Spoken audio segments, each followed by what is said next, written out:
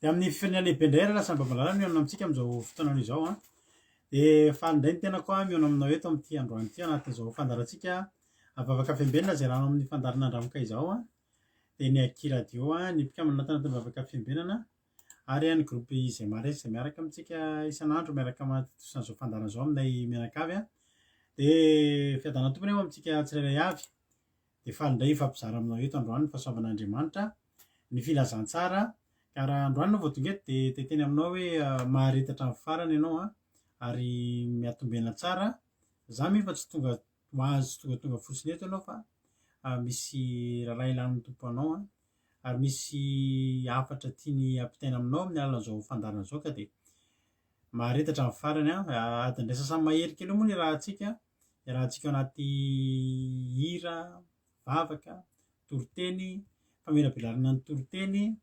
dia vavaka hatramin'ny firenentsika androany ka za manokana dia tena teteny aminao hoe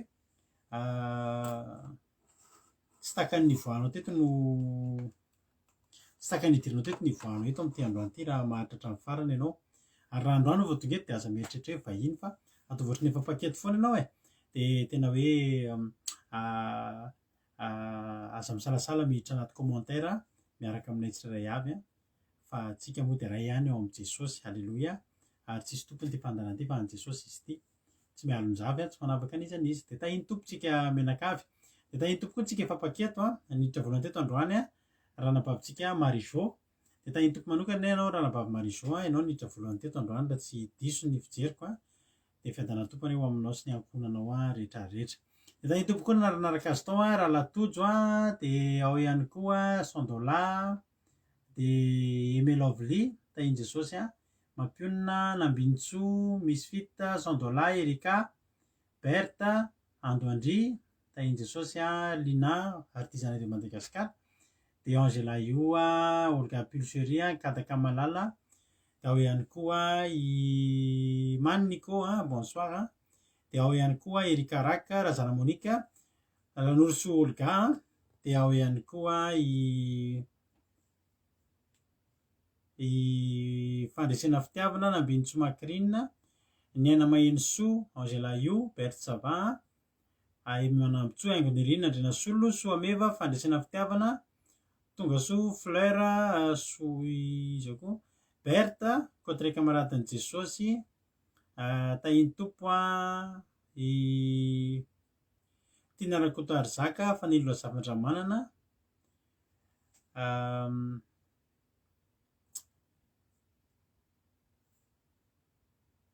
izy koa dia mbola tsy narabeko Yama Sandola Berta tahiny Jesosy faly be mahita anareo dia fiadana tompony eo amintsika tsirairay avy dia mahery zatra ny hatrany fiadana tompo hanapaka anatintsika rehetra rehetra dia andao ary tsika aloha ametraka izao fotoana izao am-pilatanan'Andriamanitra ka androany nitondra ny vavaka fanombohana eto nika mpiaraka amiko eto androany nitondra vavaka fanombohana dia ranabavy Anitra Clarisse na hoe fahombiazana fitahiana hozy ny tsika ny fahafantarantsika azy ato anaty groupe fahombiazana fitahiana fa Anitra Clarisse moa ny tena anarany dia ao ihany koa nitondra ny ten'Andriamanitra ifity sady amitina ny teny toroteny omaly moa izy zany nitondra ny tenin'Andriamanitra ihany koa dia ny vavaka ao amin'ny firenena kosa androany dia ranabavy Berta na ranabavitsika Erika arakarak'izay fandaharana eo dia tahiny tompo ary tsika rehetra rehetra dia atao ary tsika nomboka dia mifatoa tsara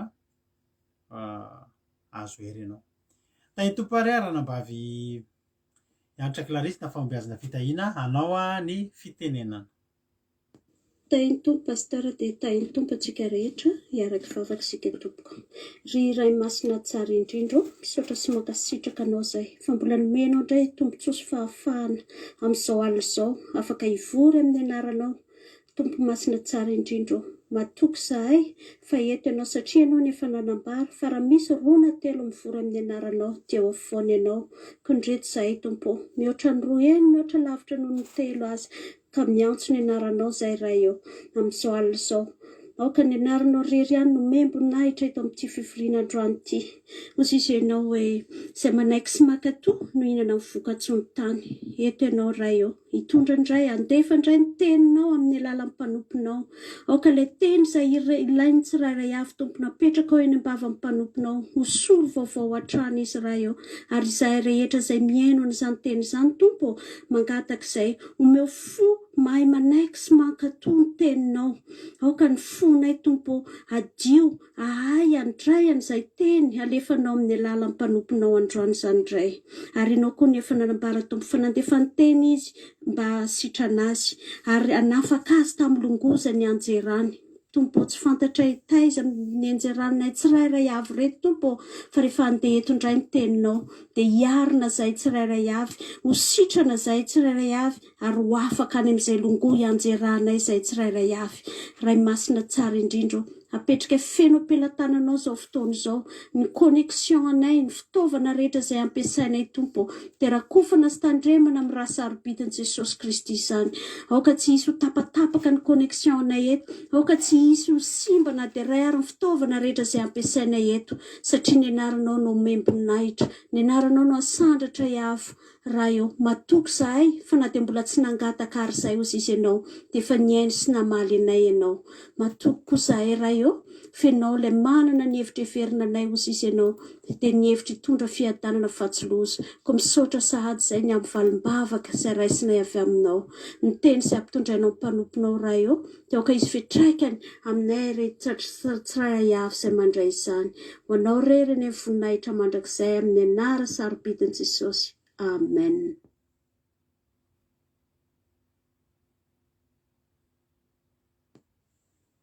Bonsoir à toutes et à tous, frères et sœurs. C'est avec grand plaisir que je vais vous faire aujourd'hui le résumé en français du sermon du mercredi 17 novembre 2021 qui nous a été partagé par sœur Féana Lacoute. Le verset que nous allons lire aujourd'hui se trouve dans Proverbes chapitre 4 verset 18. Proverbes chapitre 4 verset 18. Au nom de Jésus. Le sentier des justes est comme la lumière resplendissante dont l'éclat va croissant jusqu'au milieu du jour. Amen. Avant la lumière, il y a toujours, forcément, d'abord, l'obscurité. Comme le matin, très tôt le matin, il fait encore très très sombre parce que le soleil n'est pas encore levé. Mais ensuite, la lumière, il y a une lumière un petit peu rouge-orangée, mais il fait encore sombre. Mais le soleil, il monte de plus en plus haut. Et la lumière, elle devient un peu plus orange, puis va un peu plus vers le jaune et il y a de plus en plus de lumière. Donc plus le soleil monte haut, plus il fait clair. Et quand la parole de Dieu dit que dont l'éclat va croissant jusqu'au milieu du jour, c'est qu'au milieu du jour, ça veut dire que c'est à midi. Et parce qu'à midi, c'est à midi qu'il fait le plus clair dans la journée. Et c'est comme ça que Dieu y fonctionne. Quand on commence à suivre Jésus, on est encore dans l'obscurité.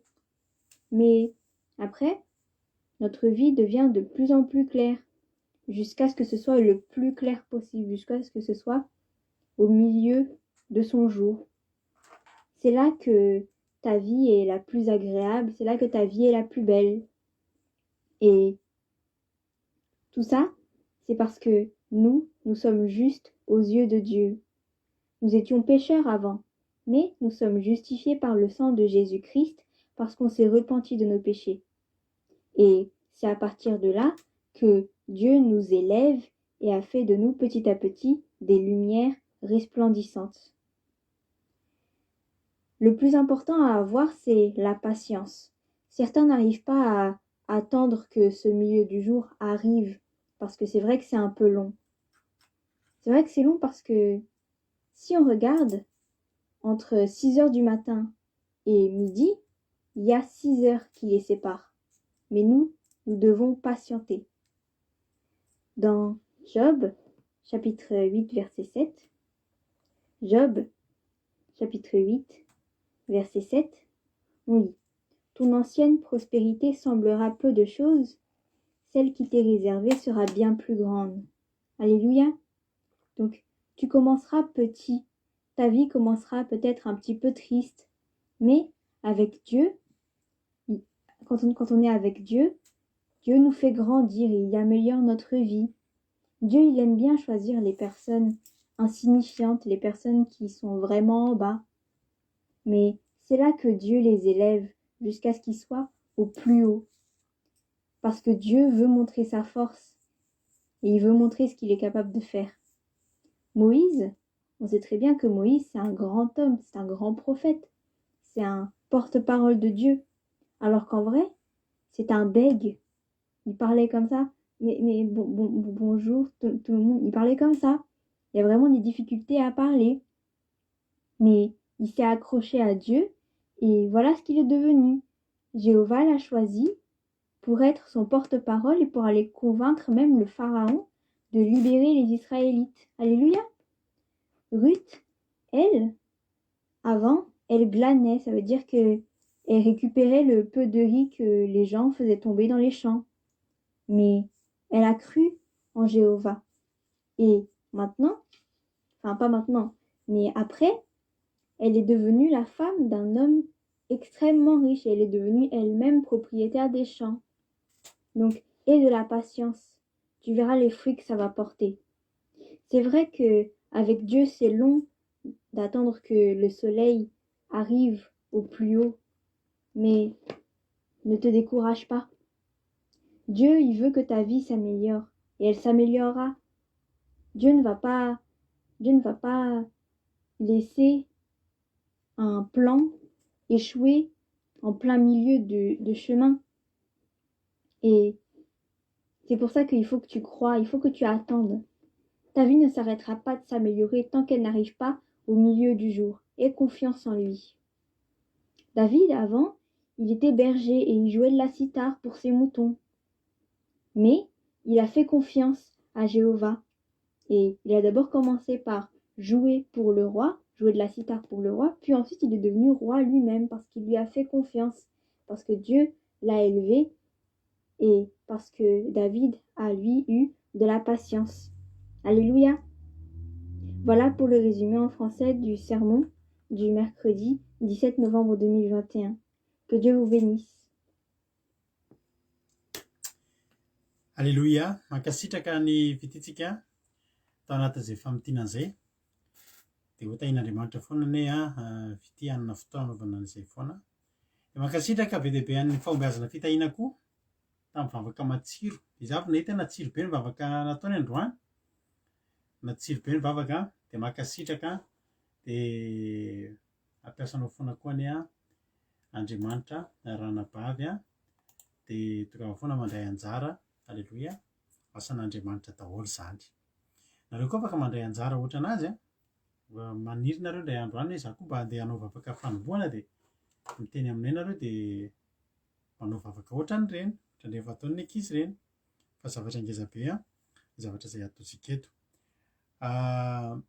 Zavatra ngeza be ireny ao anatrehan'Andriamanitra ary fifaliana ho anay mandray anareo raha ohatra koa nareo misy dia mazoto handray anjara amin'izany.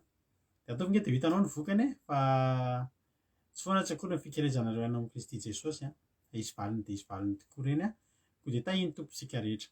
Tahiny tompo i Andoniana Suzelle, Fity Firija, Mami Andoandry, Eliana, Sandola, Naël, Tojo, Maniko, Tsiramboaramiel, Razana Monika, Fanilo Zavandramanana, Filana Rakoto, Nathalie, Azaska Patitsy, Palray Ritovo, Fintso, Soa Ofisialy, Rodine Marie, Marijo, maro ny mety mbola tsy voarabaka tany ambony tany fa ilana tsiny dia tahiny tompo sika rehetrarehetra dia mahay rezatra. Andao atsika hoe heno hira anankiray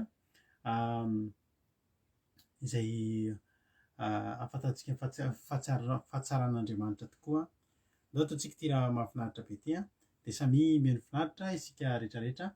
Dia aorian'ity tsika hihaino toroteny ka mbola fitiany moa ny toroteny androany satria efa tokony anjarany moa dia navita toroteny indray izy dia andao ary hihaino hira tsika anatin'ity hira ity ianao dia maka toerana sy maka baiboly fa hihaino tenin'Andriamanitra tsika ao aorian'ity hira ity. Meno finaritra, tahiny Jesosy.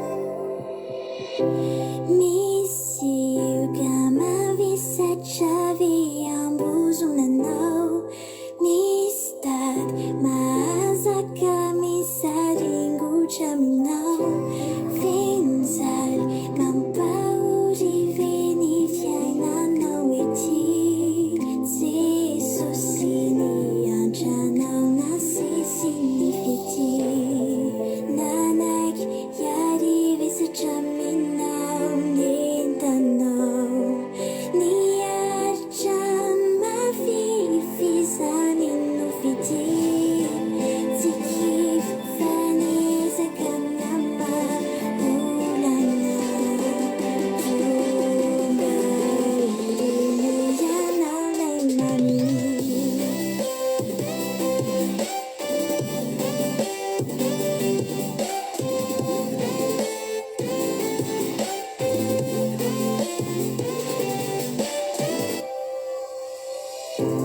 Misa manomeka ny fangalananao misy tena ty famampisambotra aminao somaivana favoafatotra ianao satria izy tika nefa toa miatsara velatsy itsikitsika natao mbandizaniny kinanjo ty papango nandripakanyako ny ferinao misokatra ny lanao edy motovinany arety nafinjay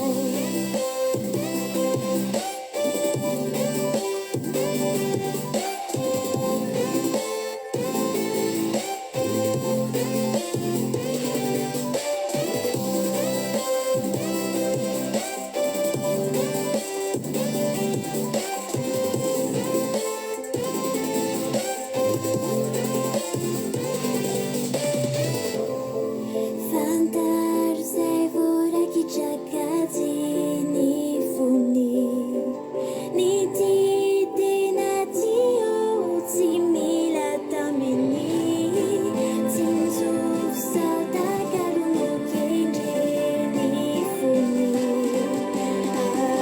afa-tsy salana miny agape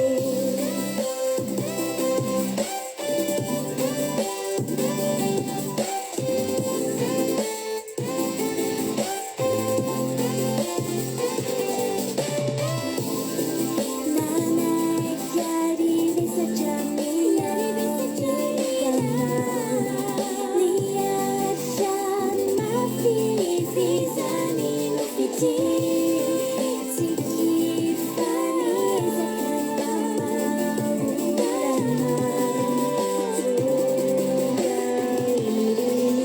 ianao lay maminy misy gamavisatravy ambozonanao misy tady mahazaka misaringotra aminao finjaly mampahorive ny fiainanao ety Jesosy ny antranao na sisy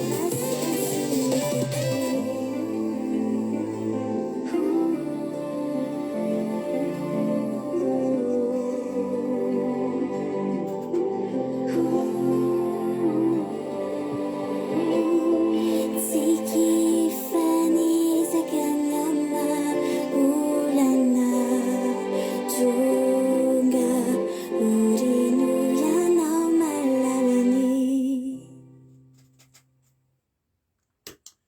Alleluia. Raha ohatra zany ianao misy efta mavesatra, raha mbola misy zioga mavesatra dia andao anatona an' Jesosy tsika fa efa nosorany malalana ianao dia aza mihafahafa fotoana ahafahanao tena ahafahanao mihitsiny manolo tena ho an'Andriamanitra amin'izao eto amin'izao fandarana izao. Alleluia. Azonao atao dia azonao atao tsara mihitsy raha androany ianao vao miheno an'ity fandarana ity azonao atao tsara mihitsy manolo tena ho an'Andriamanitra rehefa afaka malalaka dia raha roty satria akaiky ny fotoana andaontsika anatona an'Andriamanitra ry havako malalako. Le pila teo moa zany a kozinina ny fitity koa moa zany izy iny satria niaisiny mampionona zanaky ny zokiny mampionona lamatoa tarika hikatro. De tahiny tompo ary tsika tsirairay avy avy hatrany tsika de hiditra amin'ny tenin'Andriamanitra satria tonga ny fotoana irotsika ny tenin'Andriamanitra de meno finaritra ary isika tsirairay avy hiaraka amin'ny fitihana moa tsika anatin'ny tenin'Andriamanitra ka mino efa ndraisinao ny baibolinao ndraisinao koa ny toerana de andao ary tsika to hiditra amin'ny tenin'Andriamanitra de rehefa very eto tonga de fa hiaino tenin'Andriamanitra tsika de miverina eto rehefa mamelabelatra ny tenin'Andriamanitra. Andao ary tahiny tompo ary isika rehetrarehetra tahiny tompo fity any fity ny fitenenana ary. Tahiny Jesosy daholo tsika rehetrarehetra, tahiny Jesosy Dada, de resiko fahasoavana lehibe ho anahy indray ny misy an'ity tenin'Andriamanitra ity aminareo, ho fampahelezana ho antsika indray amin'ity alina ity. Ny tenin'Andriamanitra ho jerentsika androany dia amin'ny Ezekiela 4:4-5. Ezekiela 4:4-5. Ny soramandry dia mivaky toy izao amin'ny anaran'i Jesosy: ny amin'ny mpiandro ny ratsy fanahy sy ny mbola hanangonana ny ondry, ary ny hanendrena mpiandro tsara hiandry azy. Ny very ho tadiaviko, ny voaroka ampodiako, ny foraka ho amarako, ny malemy ho atanjahako, fa ny matavy sy ny matanjaka kosa dia aringako ka andrasako amin'ny fitsarana. Amen. Misy ny olona mieritreritra fa ny kristianina, ny mpanompon'Andriamanitra dia olona malemy daholo. Fa ny tena marina, tsy hoe malemy isika, tsy hoe malemy ny kristianina, fa nalemy eo passé satria tsika very taloha fa notadiavin'Andriamanitra dia rehefa hita tsika dia notanjahana izy. Tsika miaraka amin'ny Jesosy mihitsy aza no tena mahery satria amin'izao tsika rehefa mandalo sarotra, mandalo aretina, fahantrana, tsy fisiana, rehefa misy olon-tiana mandao antsika koa dia efa eo Andriamanitra hampahery antsika. Nefa ny olona tsy mivavaka rehefa mandalo aty dia mety handany vola makany amin'ny psikôlôgy, mety tonga dia misotro toaka, mifoka sigara, mamoy fo, mamono tena araka ny tompon-teny tamin'ny talata. Fa tsika dia mahery ny Andriamanitra satria ny herin'Andriamanitra no omena antsika fa tsika manatrika ny ady rehetrarehetra. Tsika koa dia mahery satria tsika dia mahavita mijoro amin'ny zavatra be dia be. Tsy ny olona rehetra no mahavita mahafoy zava-padina, mahafoy fianakaviana, mahafoy vady, dia tsy ny vehivavy rehetrarehetra no mahavita miala amin'ny makiazy sy amin'ny pataloha satria ozy izy neny hoe mora kokoa ny miala amin'ny toaka sy amin'ny sigara noho ny miala amin'ny pataloha amin'ny vehivavy. Dia hitako fa tena sarotra izany dia tsy vitan'ny olona rehetrarehetra no miala amin'ny toaka sy amin'ny fahotana maro isan-karazany. Dia tsika koa mahery satria tsika mahavita mijoro amin'io vaksiny io. Tsy ny olona rehetrarehetra no mahavita mijoro amin'izany satria ny olona rehefa ampitahorina amin'ny vola fotsiny dia tsy mijoro intsony, nefa tsika mahavita mijoro amin'io. Dia tsy ny olona rehetrarehetra izany no mahavita mahafoy ny aina ho an'Andriamanitra. Ny apôstôly ve dia ho tenentsika fa malemy nefa zareo tsy matahotra ny gadra sy izany martora izany ho an'Andriamanitra.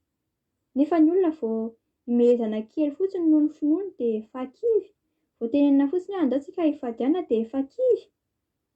Nefa ny apôstôly tena mahavita mahafoy ny ainy mihitsy ho an'Andriamanitra. Ny fototr'izany ry havana dia ny fitiavana an'Andriamanitra. Tadiavo ny fitiavana an'Andriamanitra, raiso Jesosy ao am-ponao dia ekeo fa mila anazy ny fiainanao. Ny olona mahatsapa an'izany ihany no hieritreritra ny anatiny amin'i Jesosy. Hovakintsika ange ny 5:12 teo fa ny matavy sy ny matanjaka kosa dia aringako ka andrasako amin'ny fitsarana. Zany hoe ny olona matsapa, ny olona matavy, ny olona matanjaka dia olona tsy ahatsapa mihitsy fa mila an'Andriamanitra amin'ny fiainana satria olona matanjaka zany efa olona manana fiainana mahafinaritra dia zareo tsy ahatsapa mihitsy hoe mila an'Andriamanitra amin'ny fiainana. Zareo mihitsy no tsy anatona an'Andriamanitra dia zareo no hoaringan'Andriamanitra. Fa ianao manantonina an'i Jesosy, ekeo fa malemy ianao dia antsoa izy dia ho atanjahany ianao. Fa ianao kosa dia mila manapa-kevitra, mila manapa-kevitra ny hanompo an'Andriamanitra, aza misalasala. Ianao mila mahery saina ahafahanao mijoro an'Andriamanitra, ahafahanao manao ny sitrapony. Dia rehefa manapa-kevitra an'izany ianao, rehefa manapa-kevitra ny ankatoan'Andriamanitra ianao dia Andriamanitra izay tsara sady mpanao ny tsara, Andriamanitra no hanome hery anao, Andriamanitra no hanampy anao hanatanteraka ny sitrapony. Alleloia! Dia aza matahotra ianao fa rehefa manapa-kevitra ny hijoro ianao dia Andriamanitra no handamina ny lalanao. Dia mahay reza hatrany isika rehetrarehetra tahin'i Jesosy daholo. Alleloia. Ka sitraka ny fity tao anatin'izay tenin'Andriamanitra izay nentina izay dia mahay reza foana koa fity dia hanana fotoana foana ianao ahafahanao manao ny anjaranao ny tompon-teny dia tahiny tompo dia mahay reza hatrany hatrany ny fity dia Andriamanitra ny hamaly fity anao tamin'ny asa izay asan'Andriamanitra izay nataonao tamin'ity androany ity. Alleloia. Dia tahiny tompo mahay reza hatrany hatrany. Amboarantsika mbola tsy narabaiko miarina soa anirina koa mbola tsy narabaiko dia hitako tao ambonimbony tao koa isy zafisoro satria mbola tadidika kely mantsy anarana iny dia Tsiramboramelona Rolianisa tahin'i Jesosy daholo tsika rehetrarehetra. Faly mahita anareo eto. Ezekiela 7:30-9:20. Aza matahotra izay matavy sao dia gaga hoe matavy zany ve andeha hanena tena fa sao dia matavy ka tsy tahin'Andriamanitra eto na ho haringan'Andriamanitra, tsy izay ilay izy, tsy matavy amin'ny vatana amin'ny fahafanazavana fity teo izy hoe ilay matanjaka, ilay matavy hoarin'Andriamanitra hoe matavy mantsy tsika ravana rehefa voky, rehefa tahiny, rehefa endrika ahitana zany izay hoe olona efa tafavoaka, olona efa mety tsara fa tsy izay matavy poaloro rehetrarehetra koa ka atahotra hoe anahoana no avy koa ry anabavy tody tsy ry anabavy ama sy izay rehetra poaloro atao amintsika eto tsy ilay matavy vatana nefa mety matavy vatana ihany koa fa saingy ho jerentsika eto hoe matavy ahoana ary ireto olona ireto. Hoy ny ten'Andriamanitra hoe Ezekiela 7:30-9:20 dia hoe ny vero tadiaviko, ny varoaka bodiko, ny folaka ho amarako, ny malemy ho atanjahako, fa ny matavy sy ny matanjaka kosa dia ariako ka andrasako amin'ny fitsarana.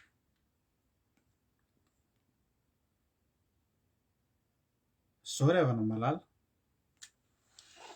tsy hoe tsy tian'Andriamanitra akory tsika matanjaka sy matavy. Andriamanitra aza miteny mihitsy hoe hovokisako fahaela velona izy, any amin'ny Salamo 1:9 mihitsy zany teny zany, hovokisako fahaela velona izy. Any Andriamanitra mihitsy zany manana faniriana ny hampatavy antsika. Ny tavy endrika fahafenoana, endrika fitahiana. Ao Baiboly rehefa miteny zany Andriamanitra hoe natavy, hihinana ny matavy dia endrikintsika rehefa tahiny zany. Alleloia. Misy koa olona tsy matavy fa tahinin'Andriamanitra. Alleloia. Matavy ny fahasoavana, matavy ny fahasalamana, matavy ny ara-bola, matavy ny ara-panandry indrindra. Alleloia.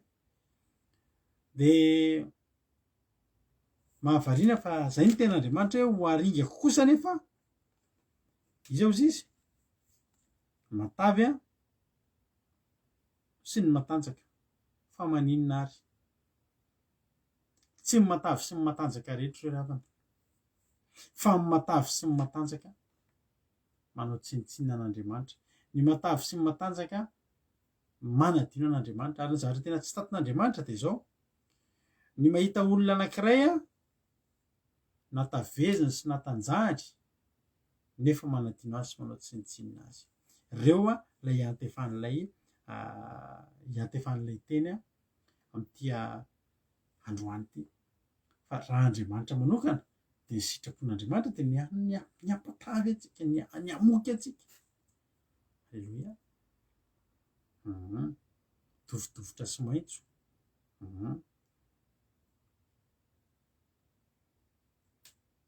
Na ireo zao lasa ny natavitavy misimisy takolaka misimisy zay aloha zavatra mba nitsapako azo aina mandimandana. Aleloia. Fitahin'Andriamanitra ireny ary Andriamanitra fivavahana no natonga anareo ohatr'izao. Zay zany tsara fantatrareo. Misy fanahy ratsy ny ravana tena mitroka fotsiny ny herin'ny olona, mitroka fotsiny ireny manentaka ny fahasalamana dia mahitsy ireny daholo foana. Mihinana ihany fa mahitsy tsy mety mahazo aina, tsy mety fa jerena rehefa miditra ao ny fanahin'Andriamanitra, miditra anatinao ny fanahy masina dia jerena ianao na tsy misimisy jerena ireny mandimandina misimisy takolaka tsara. Endriky ny olona miadana. Aleloia.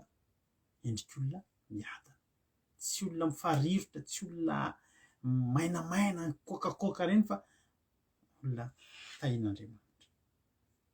Andriamanitra ny olona mivavaka ireo tena zany mihitsy raha jeretsika amin'ny Jeremia any. Amin'ny Jeremia misy tena ohatr'izany azavaiko maritra sainareo sao dia matahotra nareo hoe ahoana tsika no sao dia matahotra ny atanjaka sy ny atavy. Jeremia faraika amin'ny telopolo andiny efatra amby folo ny olona manompo an'Andriamanitra dia tena hovokisany mihitsy. Hoy tena marina dia hovokisako zava-matavy ny fanahy ampisorona ary ny oloko voky zava-tsoako hoy Jehova. Hitanao na ny ara-panahy na ny ara-nofo dia hovokisan'Andriamanitra ny matavy ny mpanompony. Aleloia. Fa izao ny fiangan'ny olona araka ny resakitsika maly vao maly tsika ny resaka momba an'izay. Ny resadresakitsika maly ny momba ny fipoakandron'ny olona. Lalan'ny maly no tena marina dia toy ny fipoakandro maraina hoy raha nabavy fianarako eto maly. Dia rehefa miposaka dia miposaka mazava dia sitrak'Andriamanitra. Ary sitrak'Andriamanitra ny hamoaka ny fiainantsika avy ao anatin'ny kizo, avy ao anatin'ny lavaka.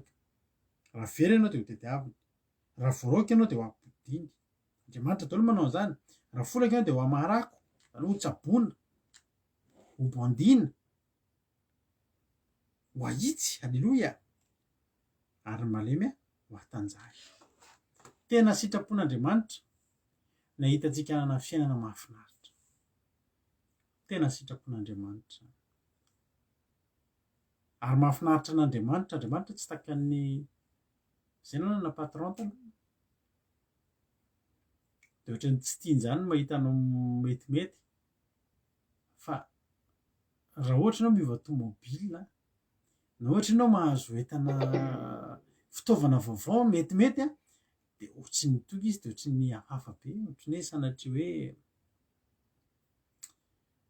ahoana ny fomba nahazoanao an'ity nefa ianao miasa aminy ohatrohatr'izany. Tadidiko izay patronko taloha epelabe izay. Tsy mahazaka mahita anao miadana sy hoe metimety izany. Fa Andriamanitra tsy ohatr'izany. Andriamanitra tena sitrapon'Andriamanitra. Aleloia. ny amoky anao. Sitrapon'Andriamanitra ny atonga ny fiainantsika afinaritra.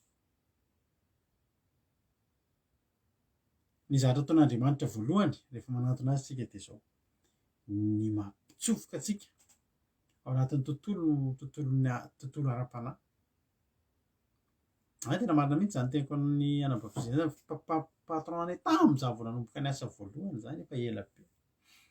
Jereny tsara mihitsy ianao raha ve miova tômôbily zany, to dia eritreriny hoe satria tarain'ny olona reny izy avy eo hoe tao am-piasana ihany ianao nanao tsy nety nazahoanao an'iny, satria fantany vola miditra aminao isan'ny volana dia ohatrany tsy dia nety taminy.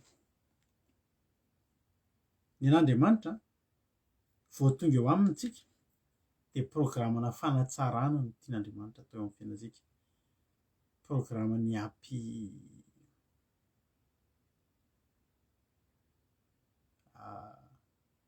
hampamety ny fiainanao. Esorina ny zioka, esorina ny fatotra zay apety anao mihitsy e. Vita ny fanesorana ny fatotra sy ny zioka sy ny rehetrarehetra dia miditra eo amin'ny famokisan'Andriamanitra. Halleloia! Dia ho fokisany zava-tsoa. Halleloia! Dia sokafany ny lanitra dia ampidinany fitahiana manana be aminy dia ataony vokatra amin'ny manodidina. Halleloia! Zany ny programan'Andriamanitra eo amin'ny fiainantsika. Raha ohatra hoe fela be ny vavaka nefa tsy mety misokatra mihitsy io fiainanao io dia izaho miteny hoe tena mila mampitombo fanoran-tena ianao dia mila mandiny tena ianao. Mizatra tsy normal hoe mivavaka foana nefa tena tsisy ninona miova mihitsy ny fiainanao. Fa Andriamanitra rehefa tonga eo amintsika dia izao: ataony lasa ondriny alohantsika, ahiny aloha ny mombantsika. Halleloia! Ary Andriamanitra nge ravana ny didin'Andriamanitra nge ravana dia karazana vala manodidina dia atsofok'Andriamanitra eo aloha isika. Haitsika miaina ao anatin'io vala io, ao amin'izay ny amokisany atsika. Halleloia! Zay tsara ilay tenin'Andriamanitra ravakitsika mantsy ny manomboka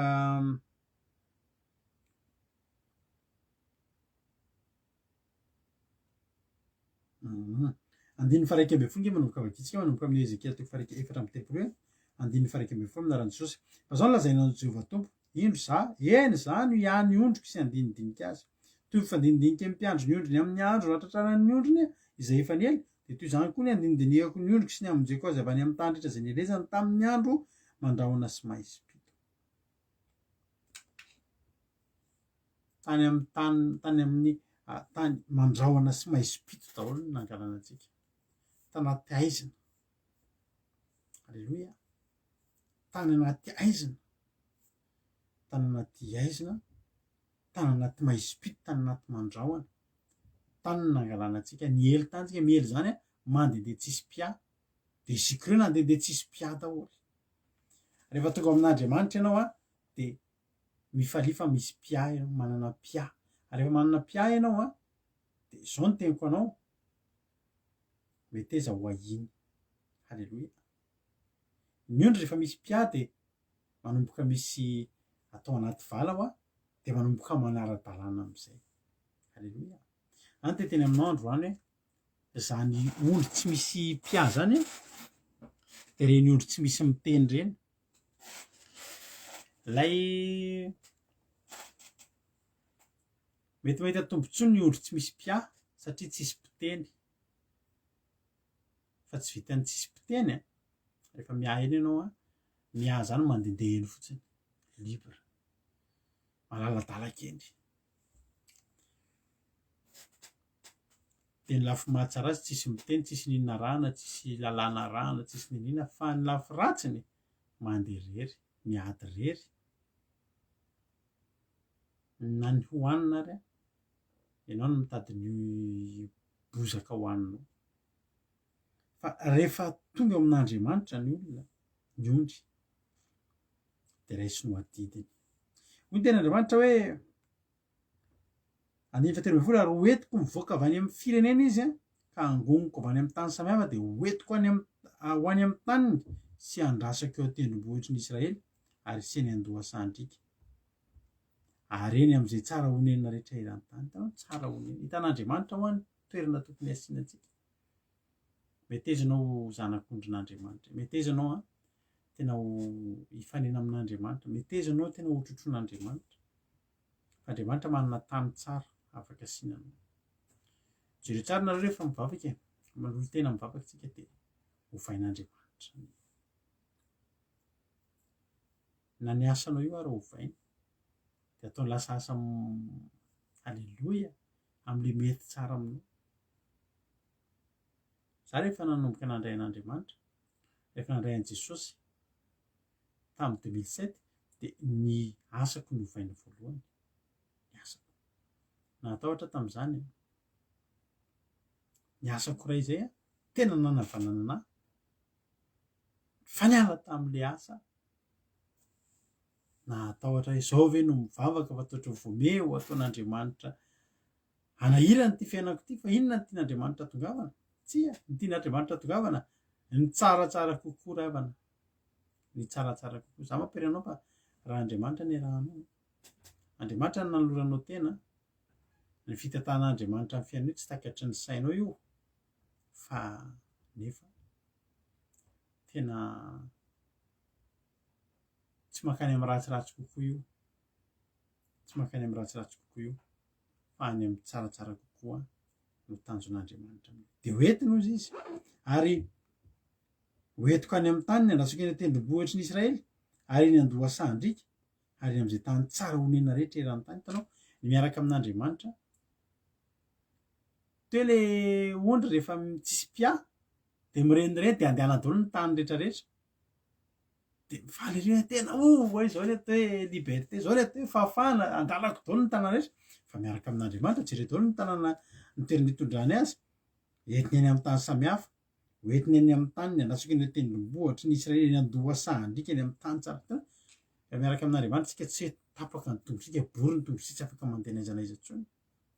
Afaka fa ny mahasamihafa azy teo ianao mandeha any amin'ny tany mandrahona sy mahispito satria zany hoe tsisy mpià.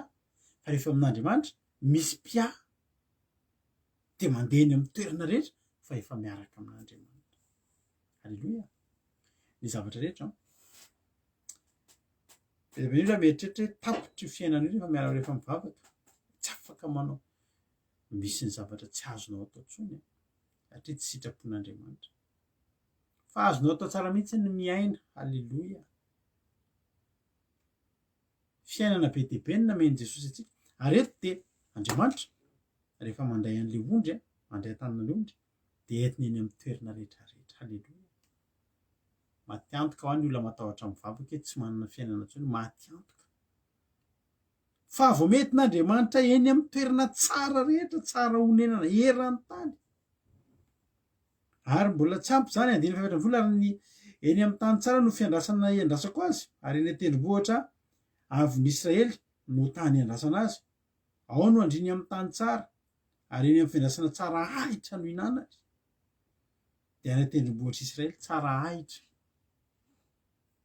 tena le ahitra tena tsara, tsisy ortie izany, tsisy zavatra inona moa izany ny tanjon'Andriamanitra mitondra antsika any amin'ny tena tsara hatramin'ny ahitra ho aninao ankoatra ny tany izay tsara hitondranao, misy rano, misy nina, misy ahitra tsara. Halleloia. Izany ny tian'Andriamanitra hitondranao. Misy olona ka mivavaka hoe fehefehin'Andriamanitra, metaiza ianao fehezin'Andriamanitra fa hoentiny any amin'ny tany tsara ahitra ianao ravana. Tena teneniko anao izany. Ianay moa ry havana dia ianay fijoroanay vavolombelona foana fa io tena teneniko anareo izay hitondran'Andriamanitra anay mety be foana, mahafinaritra. Io ty amin'ny tanàna misy anay ity, izay tanàna hipetrahanay tsy mbola nisy tondra-drano izany hatramin'izay niainanay taty andafy. Matetika misy tanàna tena hoe dibo-drano dia antsika miseho amin'ny tele ireny. Aty amin'ny toerana misy anay tsy mbola nisy, izay toerana rehetra hifindranay tsy mbola nisy an'izany.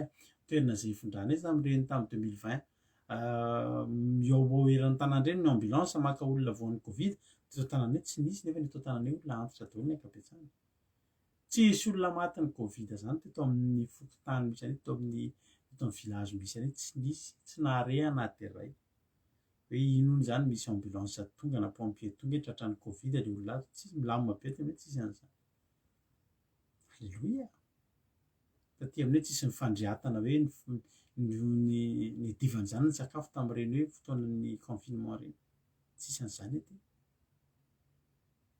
tany tsara alleloia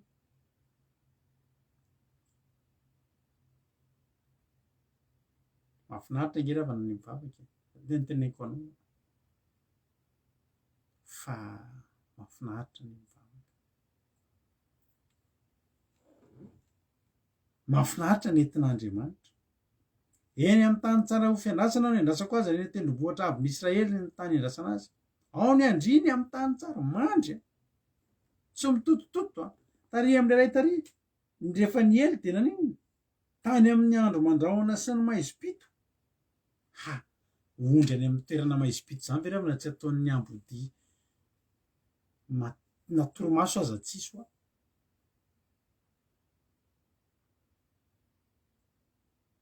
natoromaso aza tsisy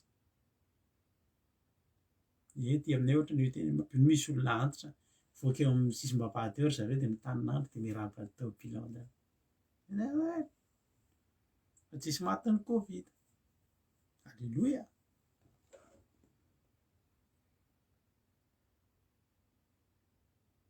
tsara ravana miaraka amin'Andriamanitra raha mbola tsy miaraka amin'Andriamanitra ianao tokony redaredo anatinao ny fanirinan' izany zavatra teneniko anao zany vo miaraka amin'Andriamanitra ianao nanapa-kevitra mivavaka ianao raisin'Andriamanitra tanàna ny fiainanao voalohany indrindra aloha tonga dia bataina ianao tsy makeny amin'ny tany toerana maizipito intsony fa eny amin'ny toerana mahafinaritra ary ny tena mahafinaritra izy eo foana zay tena zavatra ngeza-be izy eo foana tsisy loza manjoa anao nefa ianao omeny ny zavatra rehetra ary hoy ny ten'Andriamanitra hoe ao no andriny amin'ny tany tsara re eny amin'ny fiandrasana tsara ahatra no hinanany dia any tendrombohitry ny Israely izao ny andro ny ondriko ary zany mampandry azy ho Jehovah Tompo dia nytoy tamin'ny hoe ny vero tediaviko ny varoaka ho pidiko ny folaka ho amarako amarako ny malemo ho atanjahiko fa ny matavy sy matanjaka kosa dia ariako ka andrasako amin'ny fitsarana fa ahoana ary zany ataon'Andriamanitra zany ny ataon'Andriamanitra ve tsy nanao izay nampatavy an'le ondry ry havana omena ampitohina tsara izy teo ampandriana eny amin'ny tany tsara mena ahitra tsara eny amin'ny toerana mahafinaritra ko tsy nampatavy ve ny nataon'Andriamanitra tamin'izany ry havana ko tsy nanao izay nampatanjaka ve nefa eo any izy miteny hoe zay malemo atanjahiko ka iza moa reto matavy sy reto matanjaka lazainy eto amin'ny tapany faharoa reto fa tsy ireo leny very sy voaroaka sy malemy sy folaka ireo ve no natanjany no nataony natanjaka ny mahi dia maninona no aringany ny ho aringan'Andriamanitra ry havana dia ny olona nanaovany an'ireo dingana rehetrarehetra ireo nataony izay mety nefa ny avy eo naninona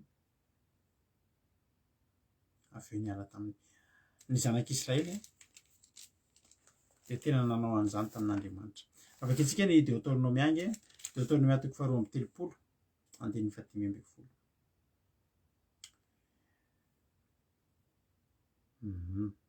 ndraiky vakitsika ny Deutéronome toko faharoa amby telopolo vakitsika manomboka amin'ny andininy fahafolo Deutéronome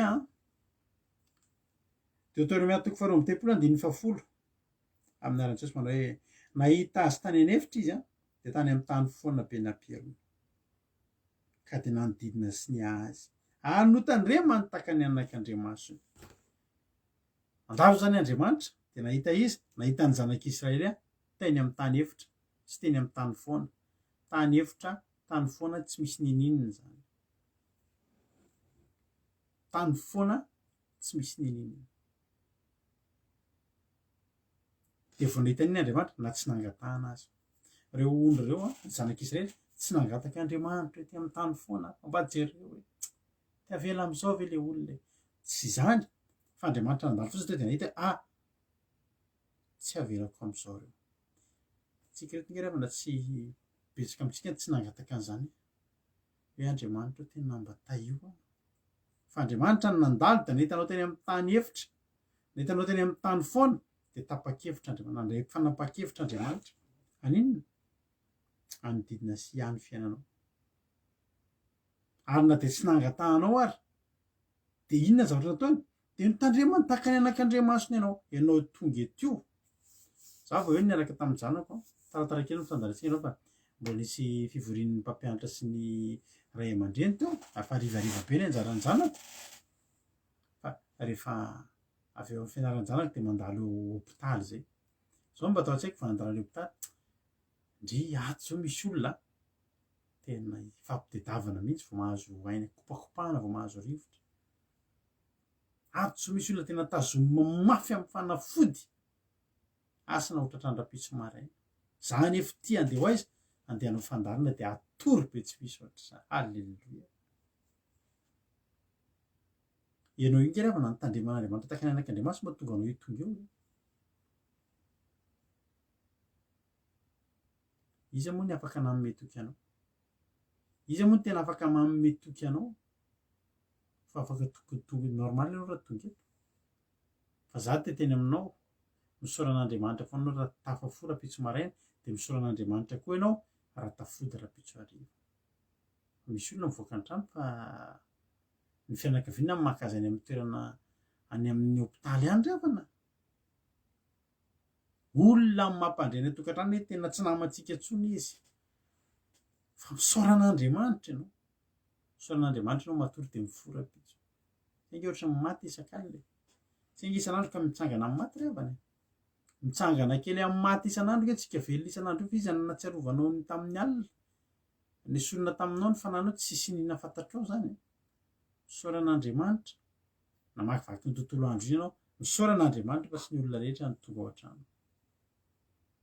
Amin'ny hôpitaly zao feno olona midridridry ihany ry havana miantso an'Andriamanitra. Ianao zao eo ambony fandriana ianao zao anaty lamba mafana mijery fandarana mbola tolorina tenin'Andriamanitra teny mamy fa Andriamanitra tsy nangataka an'izany ianao de tonga izy nahita any amin'ny tany foana sy be nampiherina tonga de tonga izy nanodidina ny sy ny azy anary eto izy. Halleloia.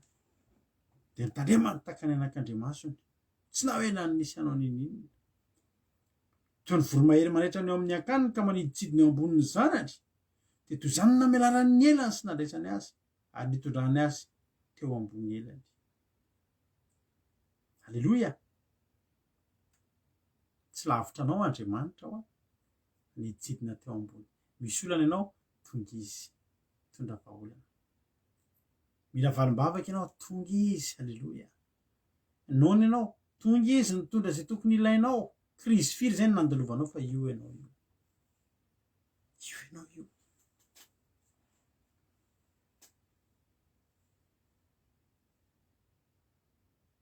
Ary sady nivelarana namerina rano tanana izy de niraisiny ianao de io ianao tonga zanak'Andriamanitra. Hoy ny tenin'Andriamanitra andininy 12 Jehovah rery no nitondra azy ary tsy nisy andriamanika hafa teo aminy. Tsy pio amin'ny baibolinao io teny io. Hoy ny tenin'Andriamanitra hoe Jehovah rery no nitondra azy ary tsy nisy andriamanika hafa teo aminy. Tamin'ny fotoana na teo an'ireo zanak'Israely teo amin'ny tany foana sady be mperina de nijeren'Andriamanitra manodidina tsy nisy Andriamanitra teo. De Andriamanitra nanolo tena ho Andriamaniny. Halleloia. Taminy ianao tao anaty tany foana tany tsy nisy ninina tsy nisy Andriamanitra teo fa Jehovah rery sisany teo.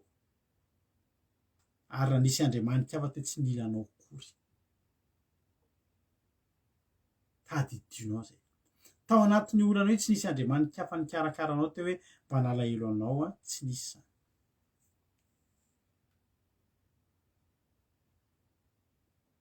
Ozy Andriamanitra tena ny presizen'Andriamanitra mihitsy Jehovah rery nitondra azy ary tsy nisy andriamanika hafa teo amin'izany hoe onjoonjoky samy rery ozy Andriamanitra no nitondra anao. Nahitanao tao anatin'ny fahoriana, tao anatin'ny fahantrana, tao anatin'ny olana, zareriny teo. Andiny 17. Nampandeha azy teo ambonin'ny avona amin'ny tany izy ka nohaniny ny vokatry ny sa, nampitselitra azy tantely avy tao amin'ny vatolampy izy, sy diloilo avy amin'ny vatolampy avy vato. Sy ronono mandry nomby, sy ronono nondry amanosy, mba mitavy ny zanak'ondry, sy ondry lahy ny basana sy osy lahy, ary vary zay vokatra indrindra, ary ny sody divay mahery avy tamin'ny rano ny voaloboka ianao. Riavana. Hoy izy le fomba fiteny ataovy zay mety fa tonga ny fety. Fa ianao rehefa raisin'Andriamanitra tanana, zay mety dia ataon'Andriamanitra. Zay mety dia ataony. Ianao re tsisy pia na anjenjeny, teny amin'ny tany foana sy be napierina, raisin'Andriamanitra tanana. Tantely sy ronono ny fihinanao. Halleloia. Jerena ny asanao ary hovainy tsy le tena le taloha ianao miasa tena tsembo koatrin'iny ianao vao mahazo kely. Zao anao ty miasa asa kely, mody miasa. Fa maninona? Tahin'ny tompo ianao. Halleloia. Ozy Andriamanitra, Jehovah rena no nitondra azy ary tsy nisy Andriamanitra hafa teo. Da tamin'ny ianao mbola tsisy nininona, Jehovah ny teo. Jehovah nahitanao, tsisy Andriamanitra hafa zany nahitanao ka mba nalelo anao. Tsy an'izany. Tsy nisy an'izany. Ary jerereto zavatra ataony. Ny tsara rehetra no nomen'Andriamanitra. Fa ny 5:15 resaka an'le matavy am'izay tsika, ka ny zavatra nataon'Andriamanitra hoe nampatavy daholo reo. Matory tsara. Halleloia. Manao siesta kely. Mifototra dia mihinana goûter. Dia verina amin'ny siesta kely. Dia foazina indray. Dia mihinana ronono sy tantely. Halleloia. Zavatra mampatavy daholo nataon'Andriamanitra. Zavatra mampatavy daholo nataon'Andriamanitra. Fa tonga ny 5:15 ry havako malalako. Io ny ten'Andriamanitra mba mareo amin'ny baibolinao, nianona tavy Jesorona ka namely taka.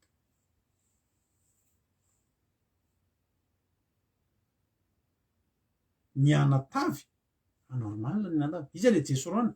Jesorona zany dia anaran'ny zanak'Israely niantsoan'Andriamanitra azy. Ohatra, anarana mahafinaritra an'Andriamanitra io Jesorona io, fiantson'ny zanak'Israely. Ohatra zao hoe, za zao Rado ny anarako, fanazaveko anao zany. Fa misy fomba fiantson'ny reniko ohatra mahafinaritra azy, ohatra le dada na hoe Beloa na hoe Rakoto. Zay zao fiantso anahy daholo.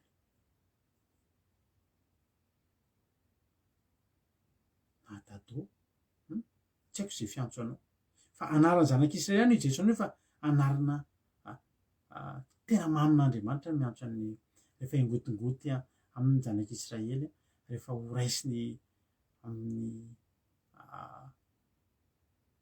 ohatra anarana mahafatifaty an'Andriamanitra. Fa zao ny ten'Andriamanitra niana tavy Jesorona. Dia nanino Jesorona ny niana tavy?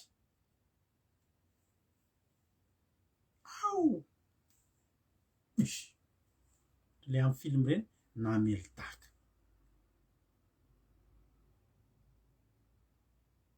Inona zany ny zavatra tsy tatin'Andriamanitra? Le zavatra rehetra nataon'Andriamanitra tery, inona ny valiny?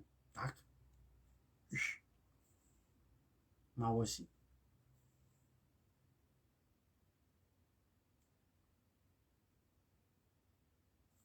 Io ny tsy tatin'Andriamanitra. Io ry havana. Ary io tena va niana tavy Jesorona ka namely taka, efa matavy ianao zao. Sady voronofo ny vavety be, dia nafoy an'Andriamanitra zay nanao azy izy. Ary nanamavo ny vatolampy famonjena azy. Mafy le zanak'Israely. Mafy le zanak'Israely. Zany ny dikana ny tantanan'Andriamanitra azy. Tena hoe zeneto tsy nangataka no atao an'ireo, fa nataon'Andriamanitra. Tsy mendrika no atao an'ireo, fa nataon'Andriamanitra satria tiany, satria novidiany. Nataony izay hahatonga azy hatavy. Fa ny nampatavy azy nela dia namely taka izy. Namely taka zany nitsipaka. Nitsipado laka ny tana hozy ny fomba fiteny malagasy. Nitsipado laka ny tana. hoe ianao ve le lakany io ny ampitanao teo de tonga ery ampitana dia tsy pahanao hoe lakana iverina eny amin'ny voan-drano, tsisy ilanao azy tsony, vitany fampitana zay le tsy batolaka ny tany le afaka malalaka. Eo tsika la iverina am'ilay Ezekely avakiny fity teo.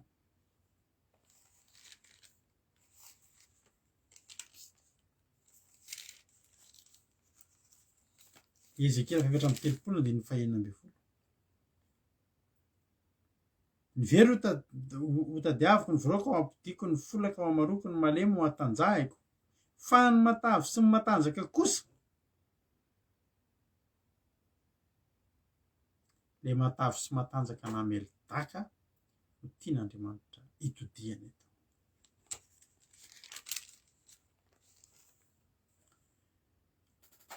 Nasanatr' Nebokadnezara dia zao ny teneniny rehefa taty aoriana. Zavan'ny Nebokadnezara lehibe io izy navita an'izao rehetrarehetra zao.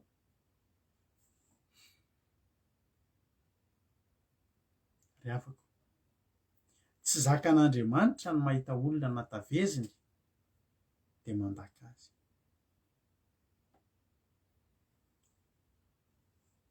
Ohatrotry zara teny mampionona io.